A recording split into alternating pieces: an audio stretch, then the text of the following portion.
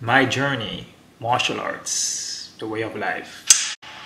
I have a couple people want to know a little more about me, about my life journey in the martial arts, how long I've been training for, a little more in depth about where I'm from, and how long I've been training in the styles I've been training in. I was born 1979 in Montego Bay, Jamaica. I actually started martial arts in 1983. I believe I was 4 years old at the time. I learned mostly from my dad. So when I started out in Goju karate. Then at the same time, I picked up Shaolin Kung Fu and also Chinese Goju. So those are the three things I was training at the time in Jamaica. So I was kind of young to go to the schools that my dad was going to, because I was only like 4 years old, so I was too young at the time. But I was training more like more techniques, more striking than forms. So my dad was teaching me more punches, more like in the Kung Fu, more like a tiger claw, more throws and sweeps, more self-defense techniques I was learning. I actually learned how to punch first before I would learn how to kick. So I was working most in those techniques than really working forms at the time. So more countering the shots, more parrying, more deflection, more sweeps, more throws, and stuff like that. So I was doing that for a couple years or so, I think 2-3 years or so. Then I moved to, well, before I moved, I actually also, along the way, when I was in Jamaica, I picked up dancing. And I picked up dancing from my cousin, which he was a dancer. He used to do street dancing. So that is why I'm into dancing too. So I was learning, like the running man, doing like flips and splits and all those break dancing moves I was learning from my cousin at the time. So along with the martial arts, I was also dancing also. So I left Jamaica in I came to the States in 1991. And when I came to the States, I picked up Shorin-ryu, Matsubayashi-ryu, which again, my dad, he had his black belt in that at the time. So, I was again training with my dad, and I was training with a couple other senseis also, along with my dad. So in 1991, I was training in Shorin-ryu. Also in 91, I started to compete. So as I came from Jamaica to the States in 91, that is when I started to compete. So I was doing maybe 2 or 3 tournaments a month, which the tournaments consist of sparring, weapons, and forms. But at the time, in 91, 92, 93, I was into sparring a lot. I always wanted to fight. So I would spend most of my time training just to fight, just to fight in the tournaments. And then eventually, after a while, after 2-3 years or so, like 94, 95, 96, I started to do forms and weapons. So I competed from 91 all the way to 97 is when I competed. So I never stopped. Every month I would train for a tournament. Along the journey now, going back to 91, trained in Shorin-ryu, and in 1994 to 96, my dad opened up a martial arts school. It was called Bushido Martial Arts Academy, which is a Shorin-ryu school. So I actually was assisting there also. I was like an assistant trainer. I teach, students that came in. So the school was open only for I think 3 years, and in 96 is when I got my first degree black belt in Shorin-ryu. My first time in Shorin-ryu.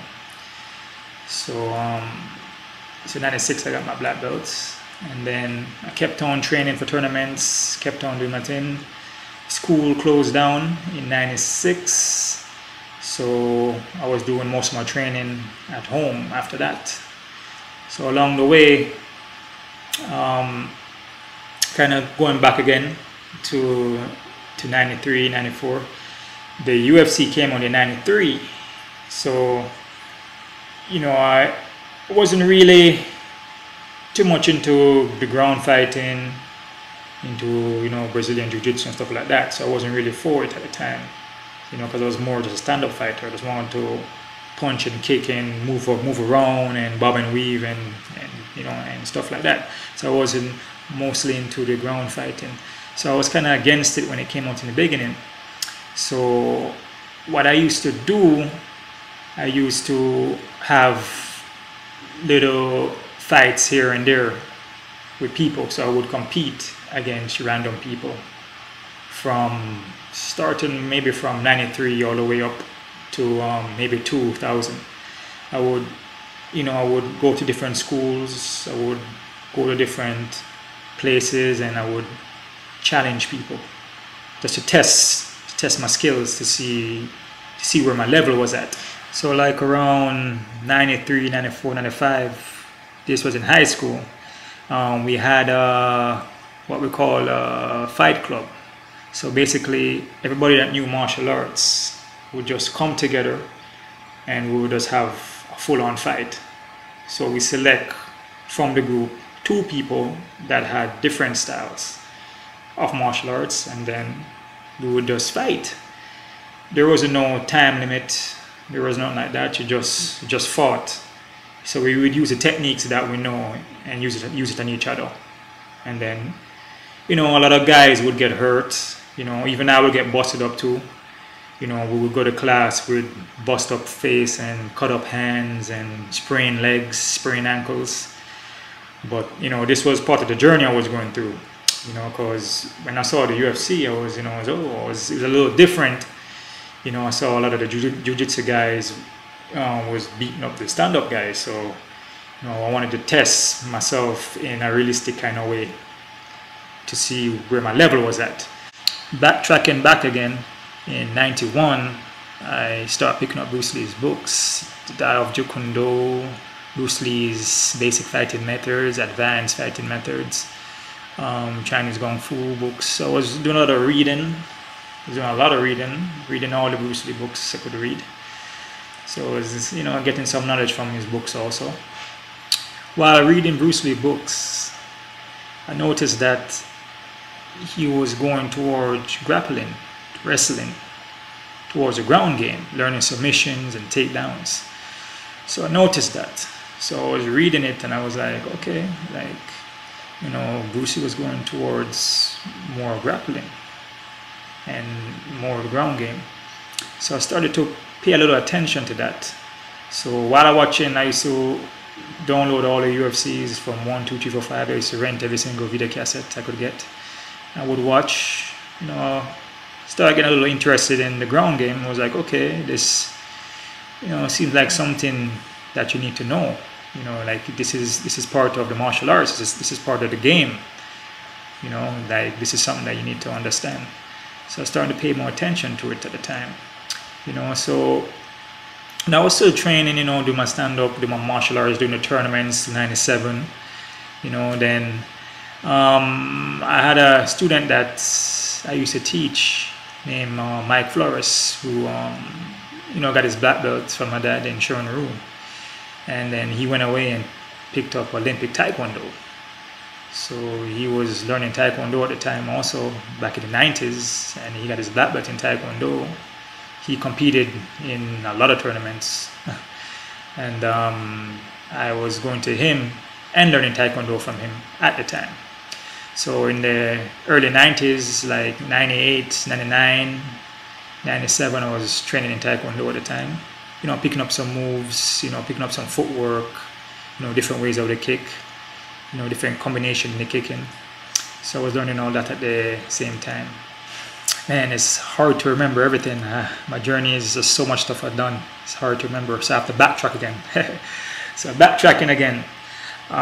So from 93, 94, 95, 96, when I was competing in my tournaments, I was outside doing street fights. So I was doing garage fights. I was doing fights at the school, of course, and in the back of the school I was doing what was I doing? I was going to other people's schools and competing against the sensors there, against the brown belts.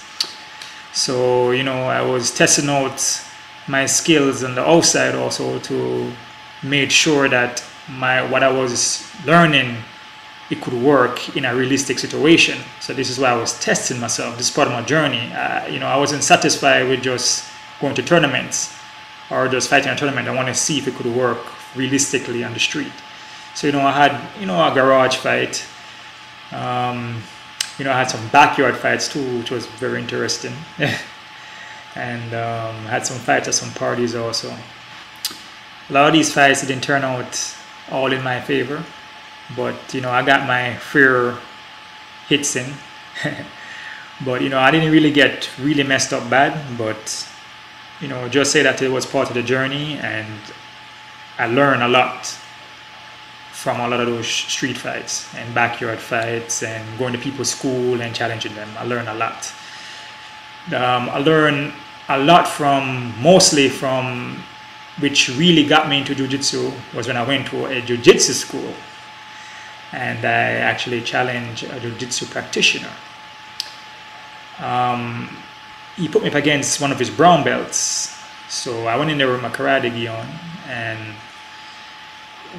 we started up standing up, and he got a hold of my gi, but he got a very inside grip, very good inside grip in my gi, and, you know, he got a real good tight grip, and I couldn't really push him off. So, I mean, back in the days when I was training as a young age, you know, I know about throws and, you know, sweeps and stuff like that. But when he got the grip in, when he pulled on my gi wasn't really a jiu-jitsu gi, so it was a karate gi. So he tore the gi up, and then he shot and then took me down. So when he shot and took me down, I was on my back. So while on my back, I didn't really understand, you know, what to do off my back, because I've never been in that situation, because all the stuff I've been doing was just stand-up fighting, you know, kicking people in the face, punching people, and people punch me back, they kick me or whatever. But we never really, the range was always outside range, never inside range, was always outside. So I was always on the outside. The only time I came inside was when I strike, and after I strike in, I would back out. But what happened was that we had gis on, so he got a hold of my gi, so I wasn't able to really use my footwork to get away from him. So then he tore my gi up, used my gi to wrap me around, and then shot and took me down. So while on my back, I didn't really had no defense off my back, because I didn't know anything about jiu-jitsu than what I saw in the UFC, which, you know, I was paying attention to it, but I wasn't really trying to learn anything really. So then he mounted me. So when he mounted me, I was just like trying to push him off, but I didn't have the techniques to shrimp or to, you know, get the single leg in, you know, push my hips out. I didn't understand, you know, how to bridge up. So basically, he mounted me, and then he did an inside grip X, one side of my gi by my neck, another side by my neck, and then he squeezed in with my own gi and choked me out. And then I tapped out. I was like, I just felt my brain just shutting off. My consciousness was going away. My air, everything was was cutting off. I couldn't breathe, so I had to tap. And I was like, damn. I was like, man, I really need to learn this ground game thing, man. I really need to at least understand it, at least learn some techniques, at least get some understanding of it, you know. So after he did that, I went with him again, and the same thing happened again, And then I went with the instructor, and the same thing happened, but probably it happened worse with the instructor. So I ended up just signing up to the gym. I ended up just going there for a couple months training, you know. This was this was late 90s, like 99, 2000, 2001. So I was doing jiu-jitsu way back then. You know, I was just learning the basics, you know, the submissions, sweeps, sprawling, you know how to work off your back, top position, working in my guard, you know, just basic stuff, sweeps, sprawling. Also at the school, they had Muay Thai there also, and they had Jeet Kune Do. So I was picking up some of the Jeet Kune Do concepts from the instructor, as well as the Muay Thai. So we would have sparring there. There were some nights that we would actually fight, do the stand-up fighting also, which I would participate in. So, you know, I gained a lot of knowledge from that also, you know. So I was there for a couple months training, and, you know, because I'm always on the move, I'm, you know, always learning, never stop learning.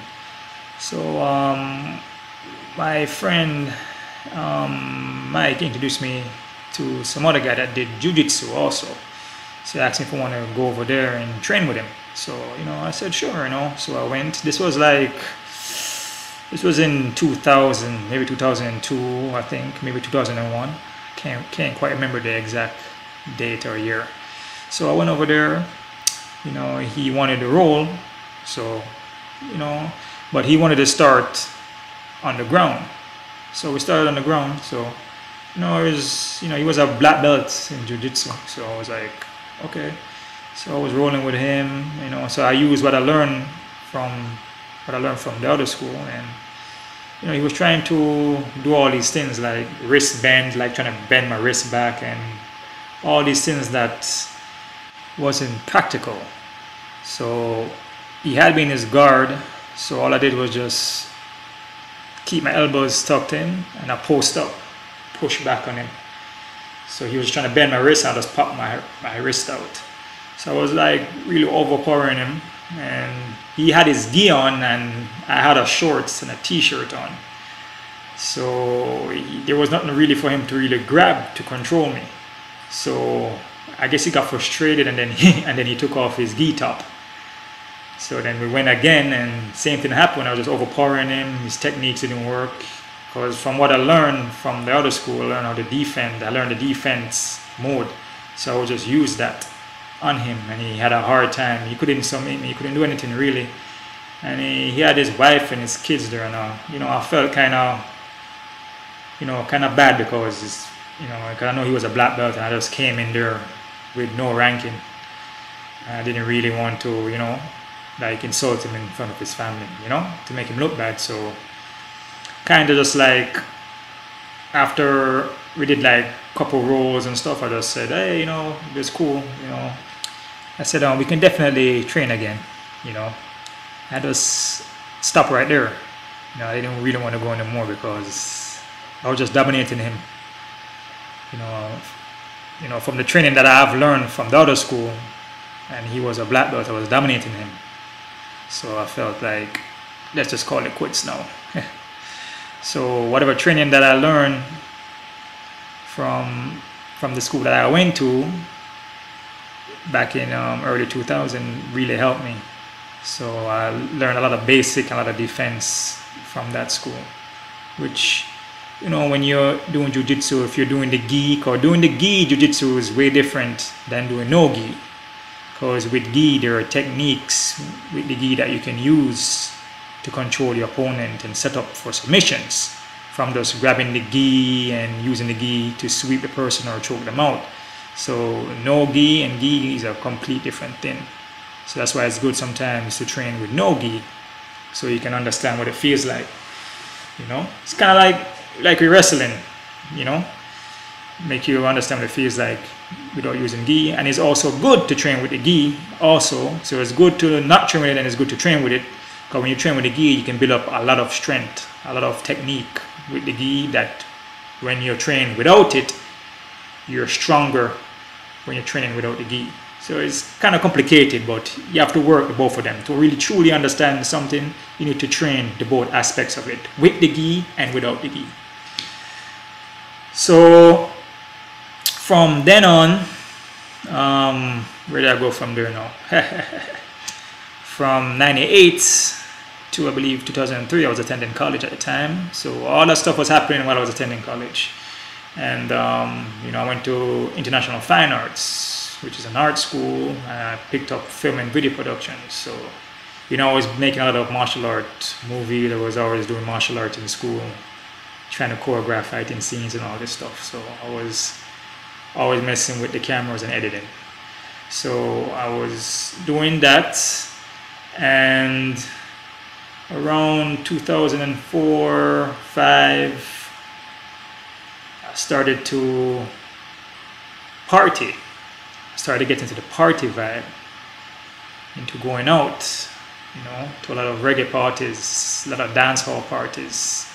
In Jamaica, we call them dance hall parties, you know, like all-inclusive drinking. So you go to a party, you pay one fee, and you drink all night. So I was getting into the drinking and a lot of partying, which was, in a sense, it was kind of sidetracking my martial arts, but I was still doing martial arts, but I was partying and drinking while I was doing martial arts.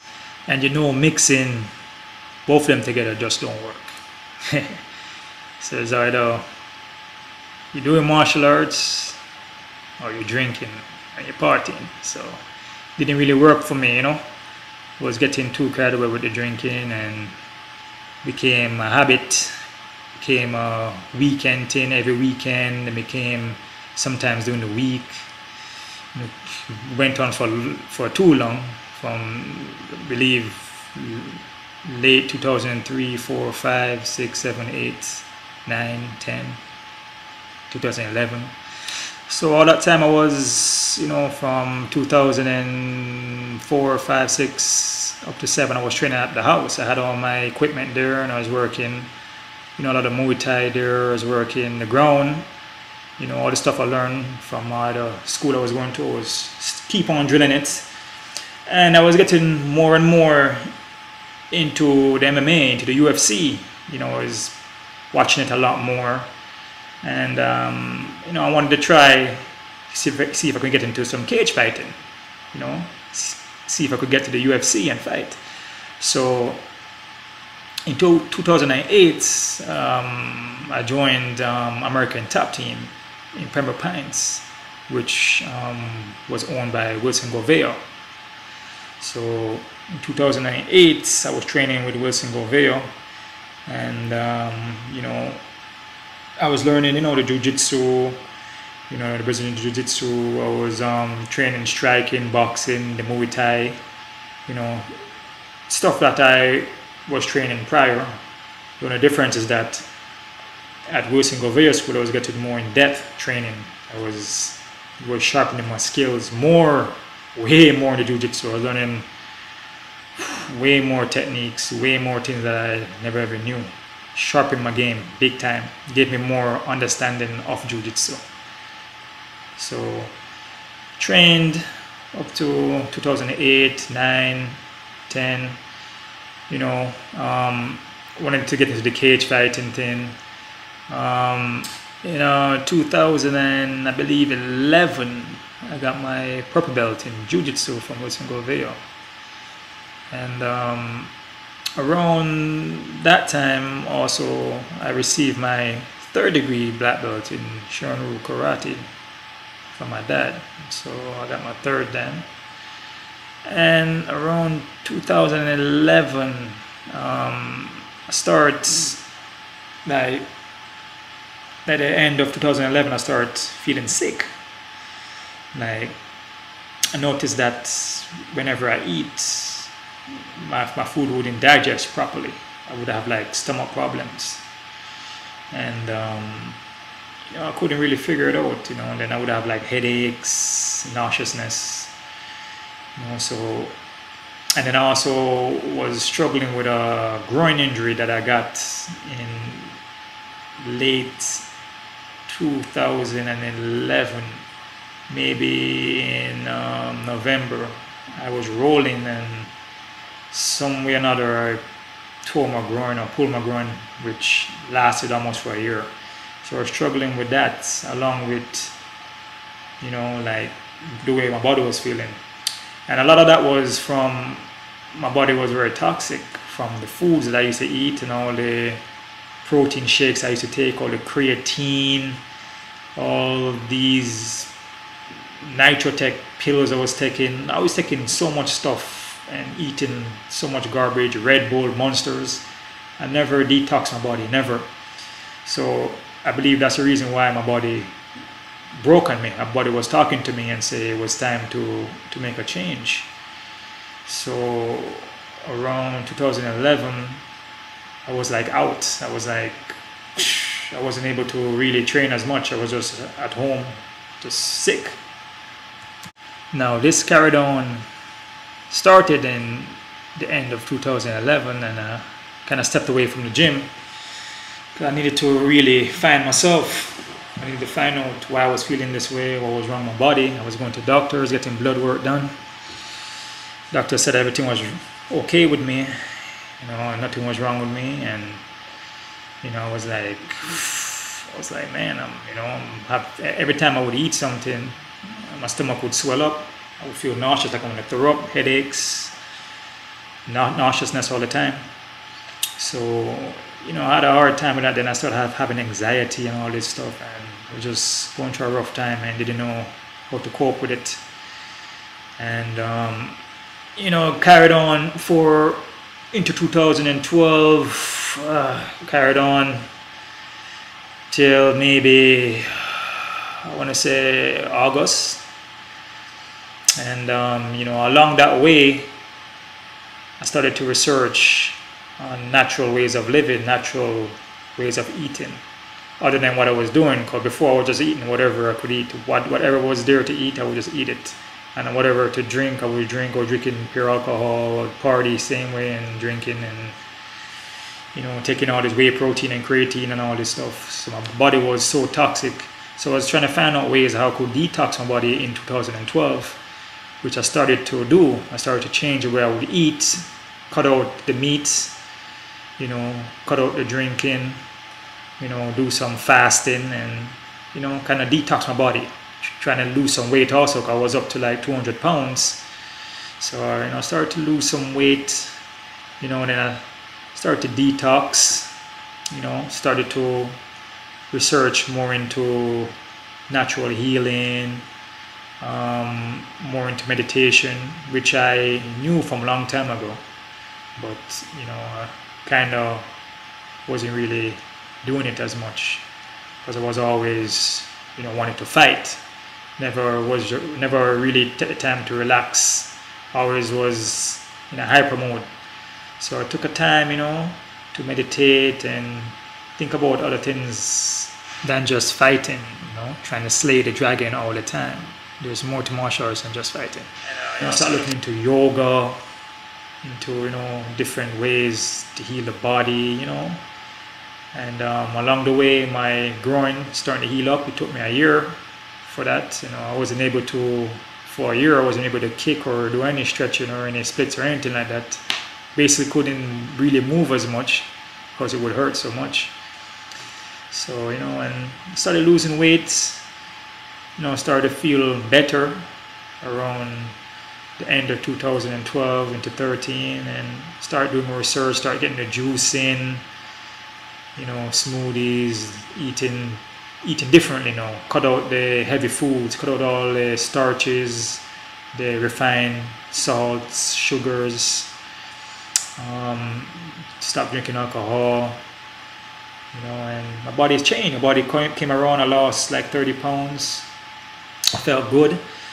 And then I started looking more into myself, into creating whatever I learned on my journey, to take whatever I learned and create it into something. So I started, looking into YouTube, looking into developing my own videos, and took whatever I learned and make it into something and put it into YouTube. So do private classes here and there, And and that's basically where I'm at right now. So in my journey, which my journey hasn't ended.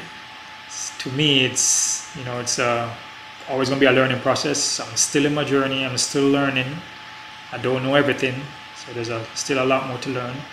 As far as competing and trying to be a cage fighter or UFC, I don't want to do that anymore. And my mind is way past that now. I'm not even on that anymore. I'm more in a humble, natural, healing stage of my life now. I'm not into competing to see who's better, who's a better fighter or nothing like that. I'm just more into healing my body and being one with myself, and that's it. So that's really my journey right now. It's not about who can kick the hardest or if I can knock this guy out. I might show techniques and how to do certain things, but as far as me going out there and trying to compete again or anything like that, my heart is not in that anymore.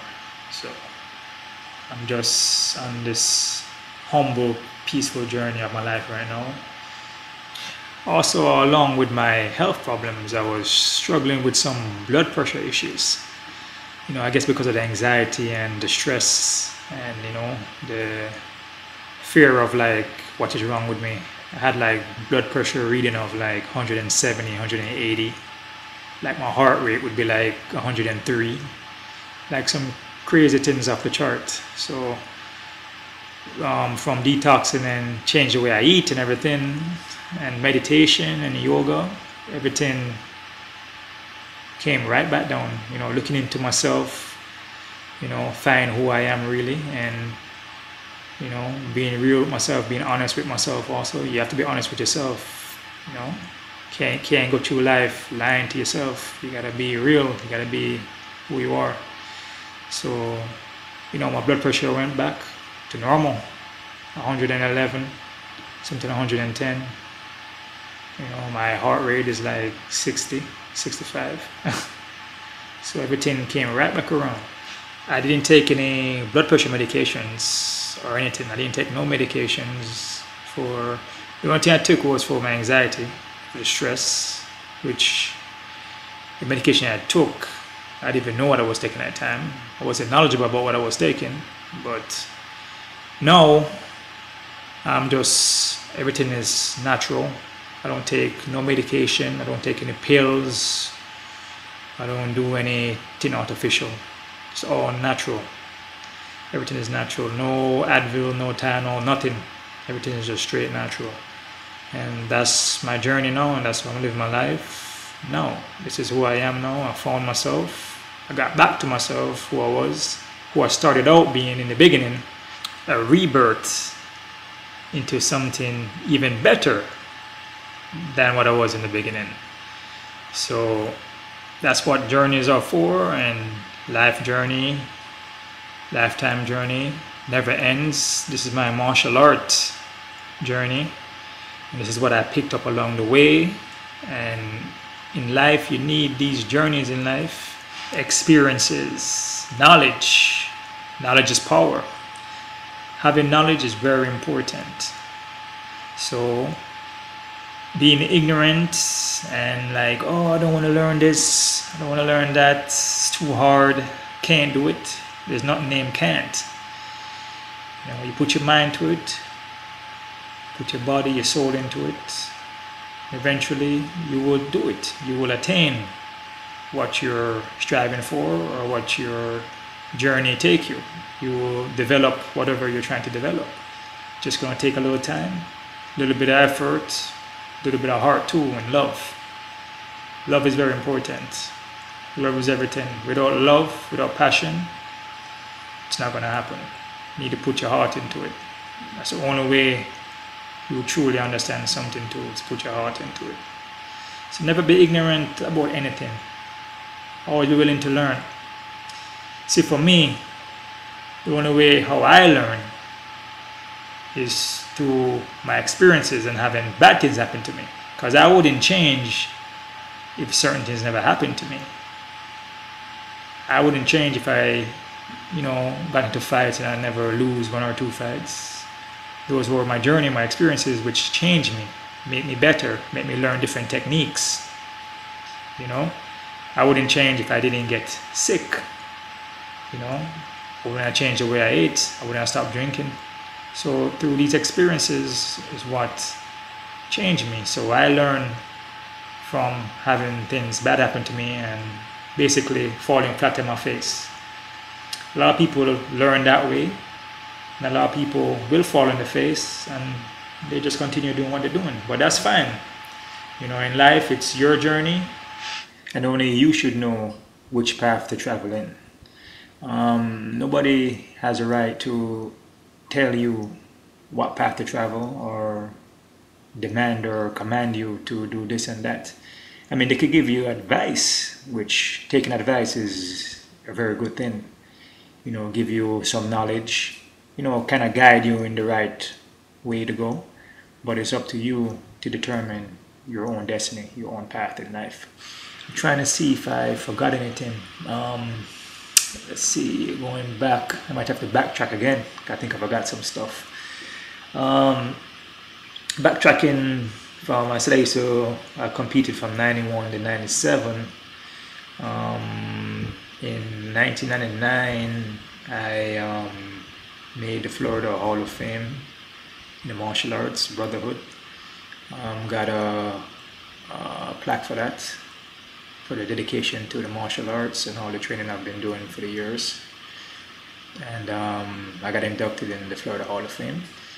Also, through all my training, I got a lot of trophies, a lot of certificates, a lot of plaques and medals and stuff like that. But all that stuff is just materialistic, is not I'm not doing martial arts to win trophies and medals. I was doing it to better myself, better my health, for merely self-defense, be able to defend myself whenever I needed to. So this is my journey that I was going through. So I wasn't just training just for a black belt or for trophies, because once you start training for the belt and for medals and trophies, you're not training martial arts anymore, because you're just doing it just to receive something. I do martial arts because I love to do it. It's a passion for me, and I can get up every morning and train, and I feel happy doing it.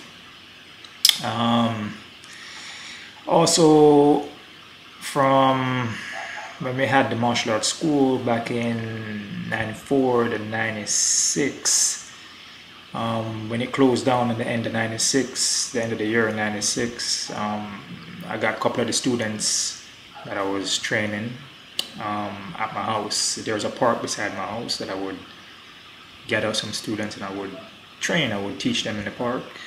So I would keep the training going even though the school was closed down. And also I had other students that I was training also. So we would be out there in the park at nighttime. It would be a nighttime thing. We would just be training in the park.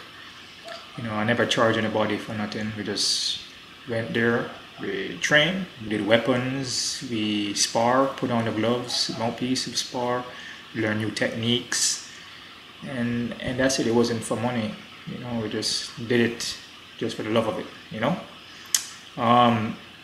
As for right now,